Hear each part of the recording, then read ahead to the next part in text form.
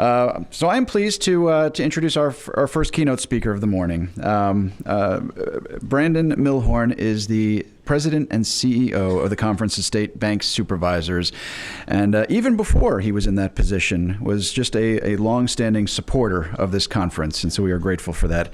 Brandon joined CSBS in December 2023, bringing with him nearly 3 decades of advocacy, policy, legal, and regulatory experience.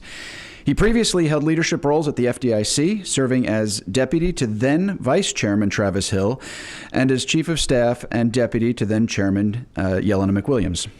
Prior to the FDIC, Brandon spent 7 years in the private sector with Raytheon Corporation and held numerous positions over a decade of public service. He served as staff director and chief counsel for the Senate Committee on Homeland Security and Governmental Affairs, general counsel for the Senate Select Committee on Intelligence, and as an attorney at the CIA. He began his career with 2 federal clerkships. Please join me in welcoming Brandon Milhorn.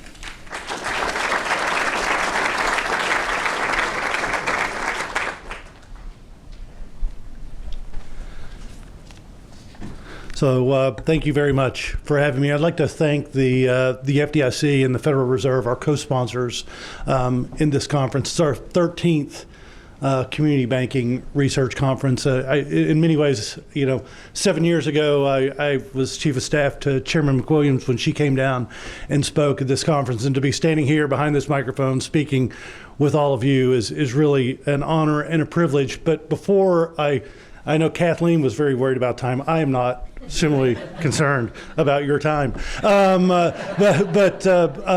just want to thank the team that puts this research conference together. It's our 13th year.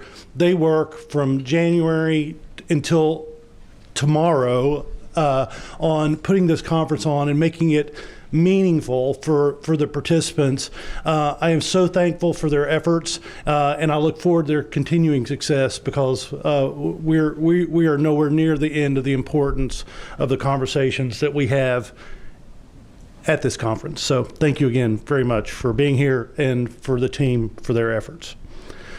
So one of my favorite periods of history is the American Revolution. It fascinates me. The confluence of events, ideas, leaders, and pure luck that led an ill-organized agrarian collective of states to declare independence from a military, economic, and industrial superpower. The triumph of Republican ideals and individual freedoms over an established monarchy. For all of the principles, the high principles embodied in our founding, the United States remains nearly 250 years later an ongoing experiment in individual freedom and limited, democratically accountable government. Now, you might be asking, where in the world is this conversation going? These principles are reflected in our financial markets, even today. Capital allocation remains largely a function of free, competitive markets. Consumers have the freedom to choose from an array of financial products to fit their individual needs. Banks and other financial institutions can choose their chartering or licensing authority and develop business models that fit the needs of the consumers that they serve. Our dual banking system continues to foster individual freedom and dynamic, innovative markets. But I often wonder how our founders would feel about the level of regulatory and supervisory intervention in our financial markets. Could they reconcile the National Bank Act with the historic primacy of the states on local economic matters? Would they accept the market interventions of the early 20th century, the establishment of the Federal Reserve and the FDIC, deposit insurance, and federal supervision of state banks, given the complexity of financial markets and the impact of financial instability on consumers? Could they conceive of the current administrative state and the effect of the federal bureaucracy on principles of democratic accountability, including the separation of powers within the federal government and the distribution of authority among the federal, state, and local governments? Now, these questions may seem theoretical and academic. We are, after all, at a research conference. But I think the perception of the appropriate role of the federal government and the states, our commitment to individual liberty, and the importance of free markets to effective capital allocation remain paramount. More importantly, These principles, embodied in our national DNA, should continue to inform our efforts to appropriately balance state and federal regulatory and supervisory expectations as our world, our technology, and our markets evolve. Now, the regulation and supervision of financial services are purposeful interventions on free markets. In our efforts to mitigate risk and protect consumers, we necessarily distort the operations of those markets. Now, that does not mean that they are inappropriate. They are, in fact, absolutely critical. Take the requirement to be approved for a bank charter, the responsibility to take and hold someone's money. Their financial well-being is built on trust. Financial institutions must demonstrate that they are prepared to honor that trust, to operate in a safe and sound manner and protect their customers before a state will trust them with a charter. Now, supervision helps ensure that banks continue to merit that confidence of the state in their operations while promoting public confidence in the broader financial system. Now, within this regulatory and supervisory framework, state and federal bank examiners occupy a unique position of power. They are not elected leaders. They are not directly accountable to the public.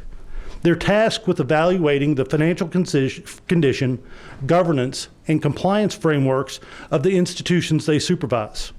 Those supervisory choices and the expectations they place on banks, the manner in which they exercise sound supervisory discretion, affects the availability of credit, the stability of the financial system, and the business models of the institutions they supervise. And that discretion is an indispensable part of the job. Their work is not black and white. Bank supervision is not a math problem.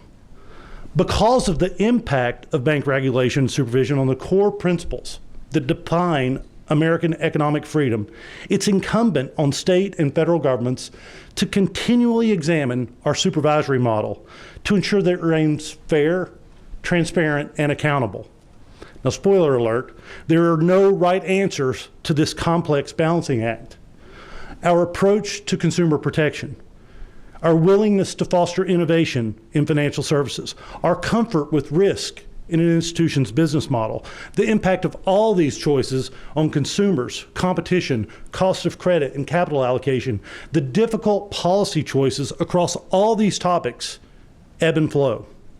The answers are a function of economic conditions, individual choices, and election results. Now, with that very long backdrop, I'd like to briefly explore some of the current debates in financial services against the framework of individual liberty, free markets, and limited accountable government. Let's start with tailored supervision. It has become a bit axiomatic. Institutions should be regulated and supervised based on their size, risk, complexity, and business model. What is difficult is deciding what that means in practice. What level of risk is acceptable? How do you define complexity? And perhaps most importantly, how do those definitions and the associated regulations and supervision affect banks and their customers? What should not be up for debate is the impact that supervision has on institutions and their business models, particularly for community banks. As Tom Seams just mentioned in his presentation earlier, we recently analyzed 10 years of data from the annual survey of community banks. Our research confirms what bankers in the audience already know. Community banks shoulder a disproportionately high cost of compliance compared to larger institutions. Supervisory creep continues to snare community banks in regulatory frameworks meant for more complex regional or global banks. The community banking business model is also under severe stress. Increased competition from non-banks and difficulty accessing deposits and funding are ever-present threats. Community banks continue to face rising personnel and technology costs, and succession planning is often a substantial impediment to continuity. More recently, headwinds in the form of inflation and other economic conditions have fueled uncertainty. With all these costly and unnecessary constraints on profitability, it's not hard to see why we have lost more than 2,000 community banks over the last decade, with very few de novos forming to take their place. The hesitancy of federal regulators to approve new business models and the lack of clear operational guidance to support bank-fintech partnerships have exacerbated the competitive challenge for community banks. Meanwhile, consumer demand for innovative financial products continues to grow. But much of that growth has occurred outside of the banking sector. If we want new capital to flow to community banks, we must re-examine our regulatory and supervisory framework for these institutions. The capital markets are sending us a clear signal. Only larger banks with scale can compete in this regulatory environment, and investments in other financial markets are preferred to de novo formation. If community banks are important to the fabric of the United States, we should all be concerned about this flow of capital. While global and regional banks serve important functions in our financial system, growth and prosperity in the United States begins with small businesses and farmers, and community banks propel the local economic growth that is the foundation of the larger U.S. economy. So how do we make community banking sector a more competitive market for capital investment and innovative business models? Adjusting static, asset-based regulatory thresholds that fail to grow with the economy is a great place to start. We heard that from Vice Chair Bowman earlier this morning. Concentration-based limits can be similarly problematic when they fail to consider an institution's business model, market, history of successful risk management, and variations in the components of the concentration. We should also fundamentally re-examine our IT, BSA, AML, CRA, and compliance regulatory frameworks. Are we prioritizing process in these areas over core financial risk? What financial stability and consumer protection risk are we seeking to mitigate? Are the associated benefits clear? Do they outweigh the costs of the regulatory mandates and supervisory expectations? Take BSA AML for an example. I'm a former national security lawyer, as Jim noted. No one wants to keep bad actors out of the financial system more than me. But we must balance national security and law enforcement demands against the billions of dollars that financial institutions spend on BSA AML reporting and compliance. It's incumbent on the federal government, which imposed these requirements on the financial institutions, to periodically ensure that the BSA AML framework has not become a strict liability straitjacket on innovation and growth in our community banks. The lack of clear operational guidance on innovation and the proliferation of third-party risk management enforcement actions have limited the willingness of community banks to innovate and reach new markets. And our capital and compliance frameworks have driven lending that used to occur in community banks to other institutions. Appropriately tailored supervision promotes fairness, transparency, and accountability. And just like our regulatory framework, supervision must continuously evolve. With our members, CSBS works to advance more efficient and effective supervision of state-chartered banks through training, technology, and consistent engagement with our federal partners and industry. These efforts help support the healthy evolution of the examination system, and in so doing, improve the fairness and transparency of our supervisory results. The one thing that can't be done is the elimination of examiner discretion. Training can make the application of examiner discretion better and more consistent. Definitions can be tightened to improve transparency. Appropriate oversight and appeal mechanisms can improve accountability. But some degree of examiner discretion will always be warranted. Take, for example, the management rating in CAMELS. Perhaps the rating's definitions can be adjusted. We should certainly work to eliminate double counting, and the M rating should be appropriately weighted compared to core financial risk in other CAMELS components.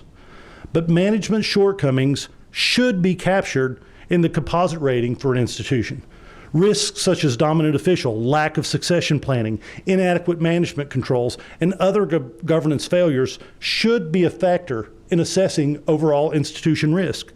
Management risks such as these should impact a bank's deposit insurance assessment. There simply is no one-size-fits-all definition of management that will capture all the nuance in an individual bank's governance and controls.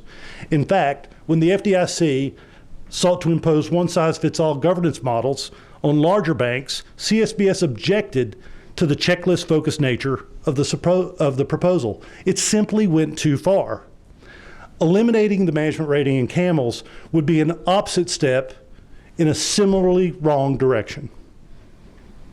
Now, our community bankers have shown hope for the future. Last year, the regulatory component burden of the Consumer Community Bank Sentiment Index was at its lowest point. Tom Sames just pointed that out. The curve dramatically rose after the elections last year, and today the component stands at its highest levels in history. Treasury Secretary Bessent has shown a keen interest in community banking. Federal Reserve Vice Chair for Supervision, Mickey Bowman, is a tremendous advocate for community bankers, a former state supervisor and community banker herself. FDIC Chairman Travis Hill and Comptroller Jonathan Gould have all signaled the importance of supervisory tailoring for community banks. Federal and state supervisors are actively reviewing components of the bank supervision framework, and the third AGRIPA process is underway. We have a unique opportunity in this country to reset the regulatory and supervisory balance for community banks. And state supervisors are prepared to work with our federal partners to develop a framework that is right-sized and resilient, even when the political winds in Washington, D.C. change direction. My hope is that Congress and our federal partners approach the reforms necessary to support community banking with the same sense of urgency that propelled stablecoin legislation into law earlier this year. So while we work to make our supervisory framework more transparent, more fair, and accountable, we must also ensure that it doesn't pick winners and losers, undermining free market principles, limiting access to financial products, and increasing costs. I am very concerned that federal regulation and supervision have been a significant constraint on bank innovation. We've spent so much time telling banks how risky innovation is, how challenging it is to manage third-party and digital asset risk, and taking enforcement actions that demonstrate those risks quite clearly, that we may have missed an opportunity to foster innovation by working cooperatively with the sector and helping to demonstrate how innovation can be effectively implemented. Now, that is not to say that innovation isn't challenging. It is. It requires an institution to think critically about its business model, compliance obligations, and partnerships. But tightly constraining innovation in banks does not eliminate demand for innovative financial products. It simply moves the demand elsewhere, restricts supply, and increases the cost of credit and other financial products. Water finds a way. I'm worried that we may be repeating this pattern with stablecoins. This summer, Congress passed a law that provides a national framework for payment stablecoins. Banks can establish payment stablecoin subsidiaries, and non-banks can also become payment stablecoin issuers under federal and state law. This national framework is vital to promote safety and soundness for uninsured stablecoins, improve BSA/AML compliance, and protect consumers. The United States Treasury Department has indicated that the addressable market for stablecoins could reach $2 trillion by 2028. At present, the stablecoin market is about $300 billion. If stablecoin growth comes at the expense of community bank deposits, the $1.7 trillion migration could have a corresponding $1.4 trillion impact on lending. The deterioration in lending could almost certainly harm the small businesses, farmers, and consumers that rely on community banks. Tokenized deposits are a possible competitive substitute for payment stablecoins that could help keep deposits in the banking system. But without guidance from the federal banking agencies, banks may be unwilling to risk the potential regulatory and supervisory fallout if regulatory perspectives change again. Guidance can help banks clarify the insured status of the underlying deposits and address challenges associated with capital and liquidity requirements, accounting, interoperability, third-party risk management, BSA/AML, and collaboration risks for blockchain networks that extend across multiple banks. Now, some have attempted to downplay the significance of deposit outflows from community banks, arguing that money market funds had little impact on bank deposits or touting limits on the ability of stablecoin issuers to pay interest or yield. I've already seen at least one study, sponsored by a crypto firm, that claims to support this proposition. Let's not wait to find out. Tokenized deposit guidance from the federal agencies should proceed in tandem with regulatory framework being drafted for stablecoins. If not, we could end up with a competitive environment for banks like the 1980s, when outflows to money market funds drained bank deposits due to regulatory caps on interest that were lifted too late, forcing banks to raise rates rapidly and contributing to further deterioration in their financial conditions. The technological challenges of establishing a tokenized deposit blockchain network are daunting, but guidance that supports banks who want to provide these services could preserve deposits and lending in the banking system, create competitive opportunities for innovative banks, and provide customers with more choice. Now, for our last topic, I promise, I'd like to spend a little time thinking about the importance of democratic accountability for bank supervision. The engagement of state supervisors with the public, their regulated institutions, and their governors and legislatures is well chronicled. In addition to safety and soundness and consumer protection, state supervisors often have a mandate to oversee the industry in a manner that promotes prudent economic development across their states. These relationships, their mission, and their primary focus on state financial markets foster local accountability. Now, federal agencies approach their responsibilities from a national perspective, often driven by a desire for financial stability and risk mitigation. Their perspective, certainly from their headquarters in Washington, D.C., is far removed from the direct local accountability of state supervisors. They are also part of a vast federal bureaucracy that distributes political accountability through Congress, the president, and the executive branch. Now, over the last several years, the Supreme Court has acted to limit the broad deference afforded federal agencies. Two recent decisions are of particular note: the overturning of Chevron deference and the ongoing development of the major question doctrine. Now, the legal foundation for these cases is a simple premise. Congress passes the laws, and the executive branch is charged with their execution.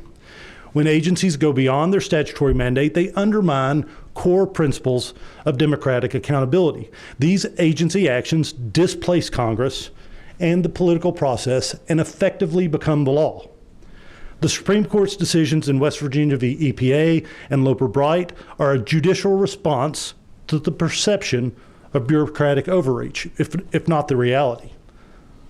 Along with CSBS, many in industry raised concerns with efforts by the CFPB when we believed it had exceeded its statutory mandate. Some examples included the redundant non-bank registry rule, rules released by blog instead of notice and comment, and proposed reporting requirements for small businesses' credit applications that extended far beyond the statute. Now, if you care about democratic accountability in government, we should be similarly concerned with actions by the OCC that failed to comply with the law. As states, we may not like the OCC's authority to preempt state banking laws that prevent or significantly interfere with the exercise of national bank powers. Nevertheless, Congress granted clearly the OCC that authority. But Congress also placed constraints around the scope of the OCC's authority and established a clear process that must be followed to preempt state law. That statutory process specifically includes a case-by-case analysis of the affected state law, notice and comment procedures, a review of the designations every 5 years, and consultation with the CFPB when the OCC attempts to preempt similar state laws from other states. Now, the Supreme Court reaffirmed all of these principles for the National Bank Act preemption last year in Cantero v. Bank of America. Now, despite these procedural requirements, the OCC has simply reissued its preemption regulations in 2011 without acknowledging the limits imposed on it by law. 14 years later, we're still waiting for the first notice and comment review of the OCC's preemption regulations, let alone the required 5-year reexaminations. We are similarly concerned with assertions in Interpretive Letter 1176 that the OCC may grant bank-like powers to national trust companies. Congress has been very specific when it adds authorizations to the National Bank Act, whether for credit card banks, fiduciary trust, and most recently, payment stablecoin issuers. Congress has carefully delineated the authority of these institutions, and the OCC cannot grant new institutions powers that Congress itself did not authorize. Now, as we speak, the OCC is reviewing numerous applications for new uninsured trust charters, many of them tied to digital asset business models. And in many ways, this was an expected result from the Genius Act, as these trusts can provide custodial and reserve support to payment stablecoin issuers or for other digital assets. But to ensure a level playing field for traditional banks, the OCC must avoid granting these new uninsured trusts bank-like authorities. The ability to take deposits, lend, or engage in payment activities. Only Congress can grant the OCC this authority, and it is simply not found in the National Bank Act. Given the inherent authority of the states to charter trusts and banks, the preemptive impact of the National Bank Act, and the competitive impact that the exercise of this illusory authority would have on traditional banks, this is clearly a major question that only Congress can answer. The OCC must construe its chartering authority narrowly and rescind Interpretive Letter 1176. Now, bank supervision helps protect free markets and promote individual liberty by providing consumers with access to responsible financial products at competitive prices. It must also evolve, responding to economic conditions, new innovations, and the electoral will of the public. To promote public trust in our financial institutions and our bank supervisors, it's vital that we continue to avoid the politicization of supervisory tools, to exercise regulatory and supervisory powers in a manner that is fair, transparent, and accountable. By committing to these principles, by carefully balancing consumer choice, financial stability risk, and economic opportunity, by revisiting our regulatory and supervisory choices with an honest and open mind, we can continue to support a thriving financial services market, a market that supports the health of the community banks that are the foundation of the United States economy. Thank you for your time.